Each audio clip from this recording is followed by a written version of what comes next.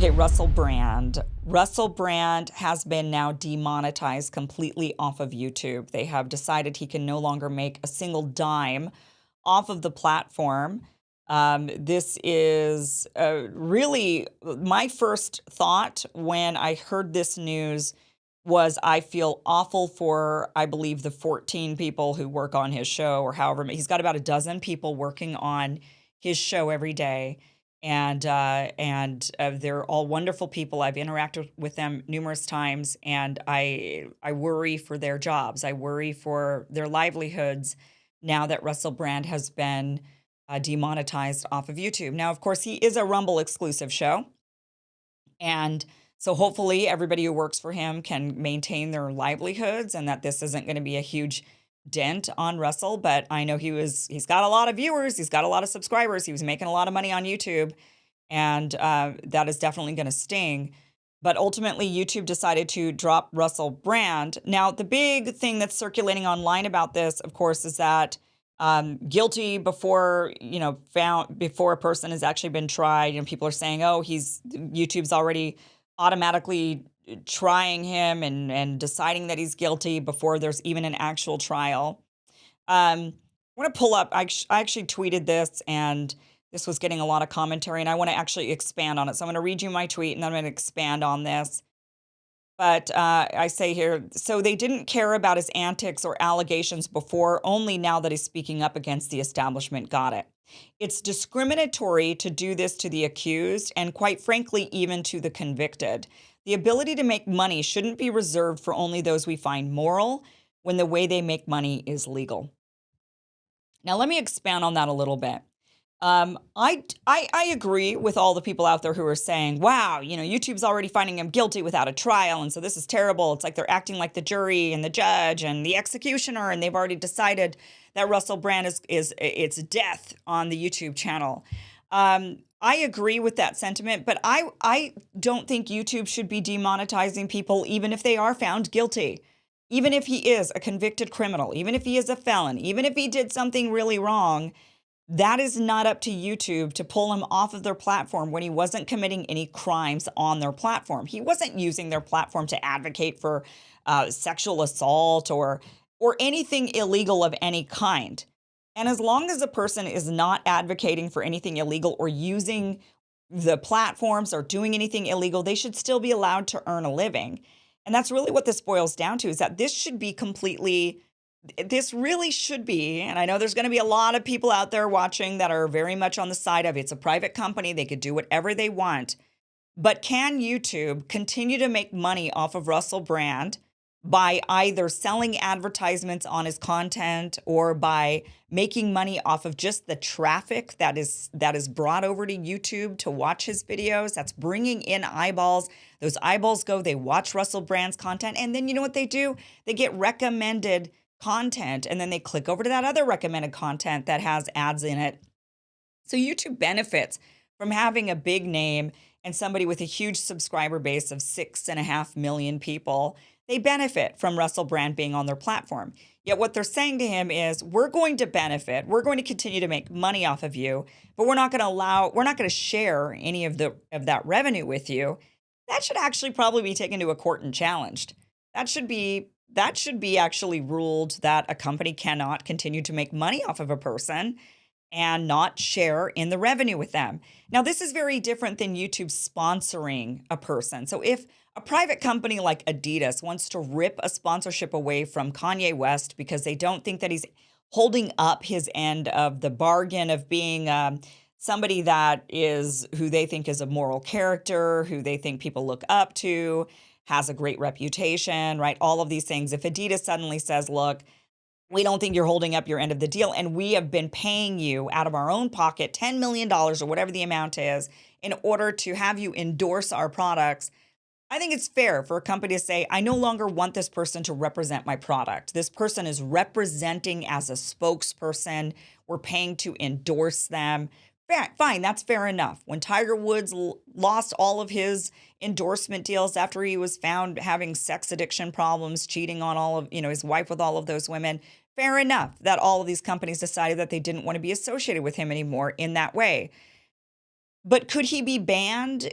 Should Tiger Woods have been banned from playing in golf tournaments, from then winning golf tournaments? Or could he have won in those golf tournaments and the golf tournament said, well, we just think you're a bad person. So even though you won and even though you brought us a crowd, even though all of these things have been great for us, people don't like you. So we're not going to pay you out. That's just the way this is going to. And we're a private company, so we can actually do that. You chose to continue playing in our tournament. That was your choice. You don't have to do that. But we also don't have to share the revenue with you. Does that sound like something that actually should be going on? Should you be able to say to somebody, well, you know what, I'm going to continue to let you work for me like slave labor, and I'm not going to share any of the revenue with you because I just don't like you. I don't like your morals. Yeah, I just think you're a bad person. You make bad choices. Or even if it's, look, because you're a convicted criminal. You're a convicted criminal, and so therefore, I don't want to have to pay you. You can continue working. Thanks for that. Really appreciate it. But I don't want to pay you.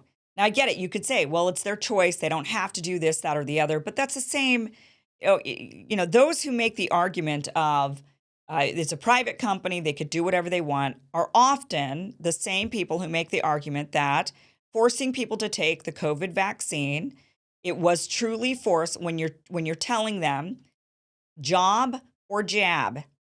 Even though they didn't have to take the jab, nobody forced them, nobody was like holding them down and shoving it in their arm. When you threaten job or jab, that is a way of forcing a person. They then say, well, I need the job, so I guess I'm going to have to get the jab. I'm going to have to, even though no one's actually forcing them. But we look at that and we interpret that and we say that's a form of force. That coercion is force. So if we're going to say that there is such a thing as coercion, there is such a thing as private companies should not be allowed to do certain things because then it crosses over certain lines, then we should be able to regulate this type of behavior as well. And to say to companies, look, you can't just take a person and use them and make money off of them and then say to them, you're not going to share in any of the revenue with them. Now, YouTube, it's unclear whether or not they're actually continue to make money off of Russell Brand's videos. We were looking around on his channel, didn't really see any advertisements that were placed on any of his videos anymore. Doesn't mean they're not existing. We might not have just come across them. I know that there's like a certain number of ads that YouTube will show you in a certain time period, and they're not really exactly transparent a lot of times on which videos are going to have ads or where those ads are going to be. Sometimes you can see it, sometimes you cannot. So it's a little bit unclear. And maybe they've just, in the meantime, in the short term, they're not going to run any ads on Russell Brand's on any of his videos for the next day or two. And then, or even a couple of weeks, and then slowly they'll start inserting those ads because they just can't resist, even though they don't have to pay him out. That could happen. If that happens, then that is absolutely criminal on the part of YouTube to be making money off of somebody and not sharing in the revenue when that person is bringing in the dollars for them. If YouTube chooses not to run any ads on Russell Brand's videos, then you could make the argument, well, but YouTube they've demonetized themselves from his videos as well. True, but not really true, because again, traffic to a platform, there's more than just advertisements on a platform that makes somebody valuable. Whether or not you can sell ads in your videos, there's more to it. There's actually bringing traffic to the platform, and that traffic then converts to watching more videos that do have advertisers in them. So Russell Brand brings value to YouTube no matter what, whether they run ads on his content, which obviously would bring a lot more value, or whether he doesn't. Or whether they don't run ads on his content. Either way, he brings value to their platform. He brings eyeballs. He brings audience to them. That allows them to sell advertisements on either his videos or other people's videos who they happen to recommend after they watch a Russell Brand video. And they should have to pay him for that. Whether or not he's innocent or guilty, it does not matter. So it doesn't matter if you think Russell Brand is innocent or guilty. And I feel this way, thinking about it today. What if does O.J. Simpson have a YouTube channel? I don't know if he does or not, but okay, what if he did? Would you say that O.J. Simpson's not allowed to make money on YouTube because some people think he's guilty? What about somebody that you know is guilty, right? What about Harvey Weinstein? Would he be allowed to have a YouTube channel and make money off of his YouTube channel? Personally, even if he's guilty, yeah, I think that as long as you're not promoting crime, And as long as you're not committing crime, you should be allowed to make a living and people shouldn't be able to stop you. Because we know, as I mentioned with like the COVID vaccine, plenty of people would love to stop you from doing something because they find you morally abhorrent in one way or the other. They think that you are making bad choices. And because you're making bad choices, they want to prevent you from making money. They want to dangle the ability to make money in front of you. And either you want to make money, then you need to do what I say. That, I think, is fundamentally wrong and probably should be regulated.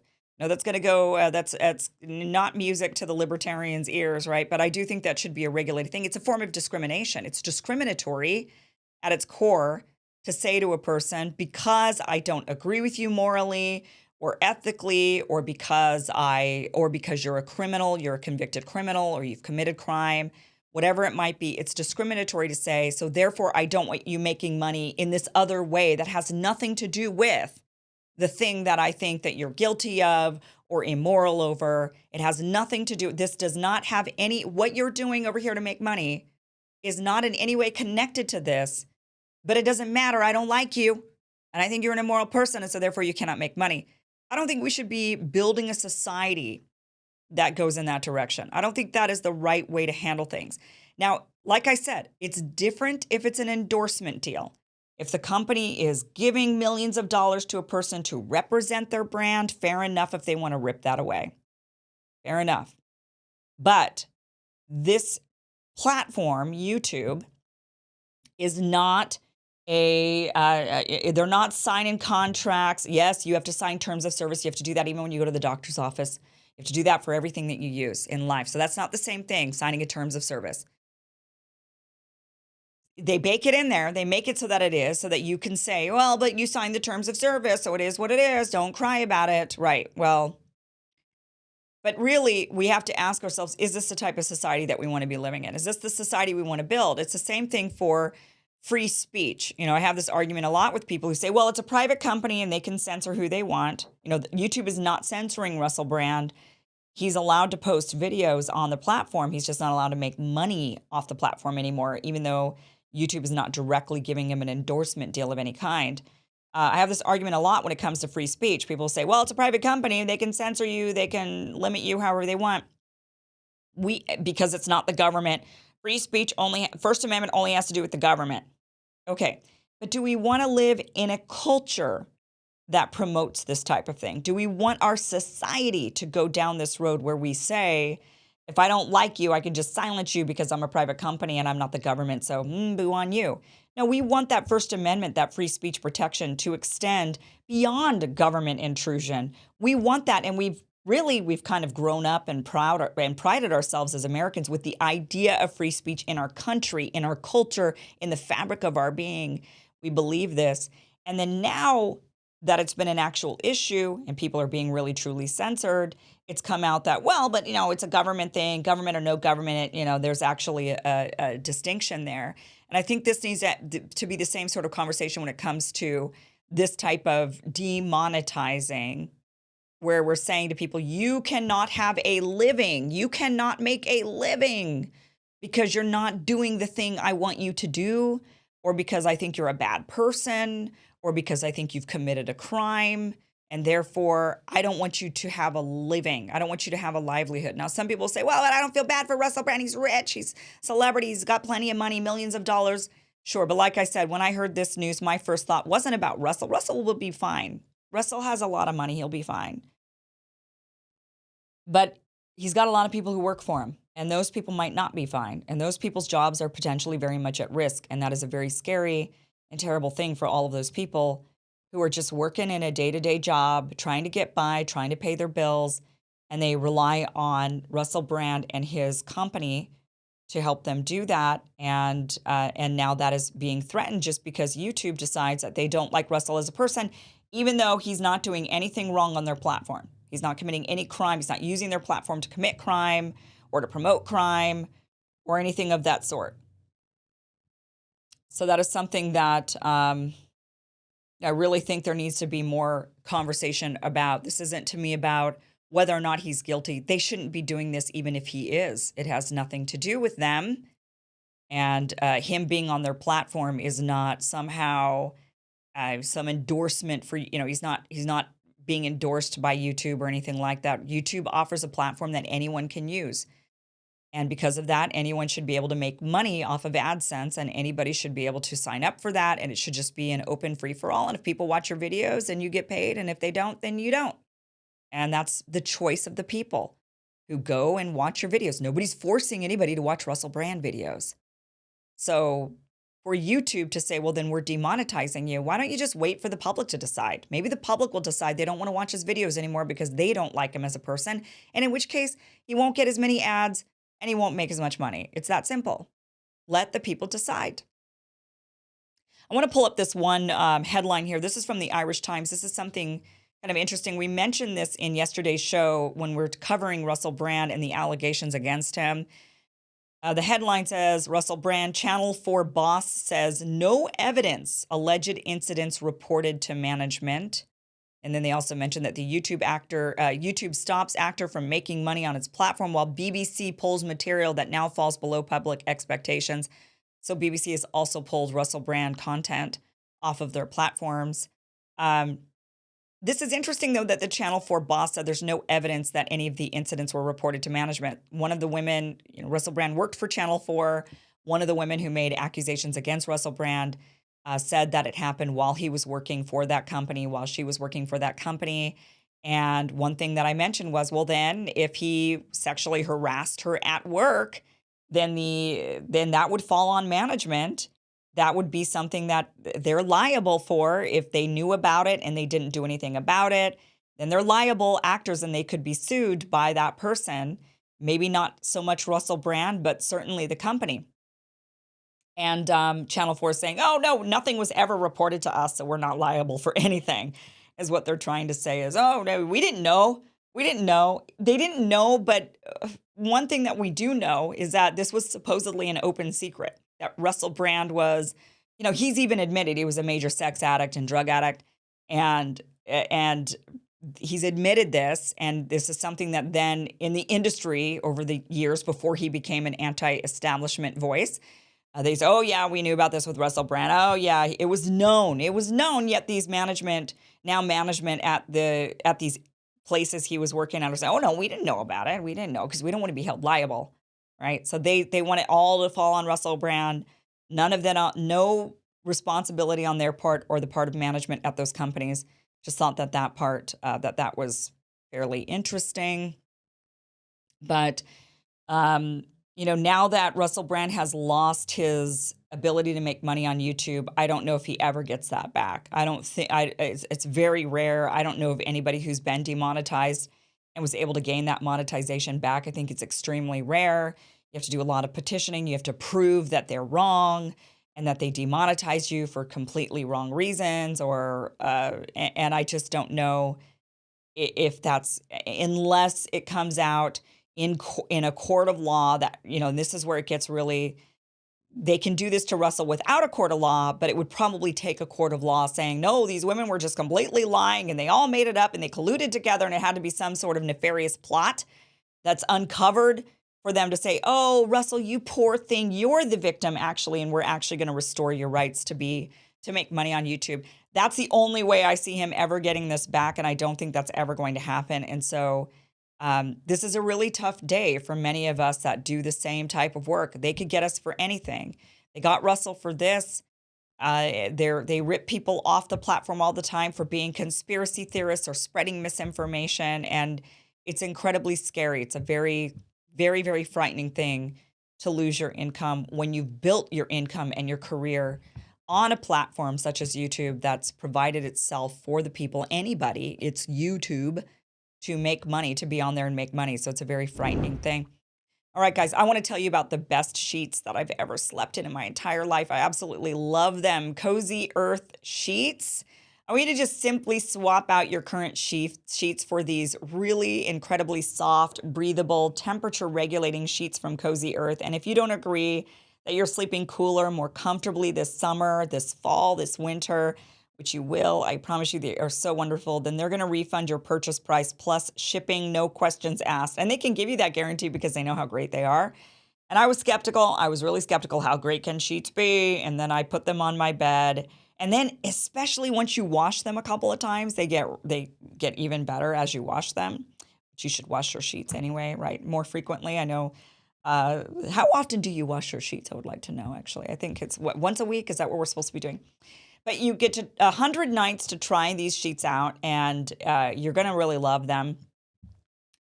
Cozy Earth can make this guarantee because their bedding is made from viscose from bamboo, so it traps less heat, enabling people to sleep cooler, more comfortably year-round. So for a limited time, you can save up to 40% on Cozy Earth. Just go to cozyearth.com and enter Iverson at checkout to save up to 40% now. Try them for 100 nights, and if you don't sleep better, you don't feel cozier, you don't feel cooler, maybe you're a hot sleeper, or you don't feel warm and cozy, send them back for a full refund. That is cozyearth.com, promo code Iverson.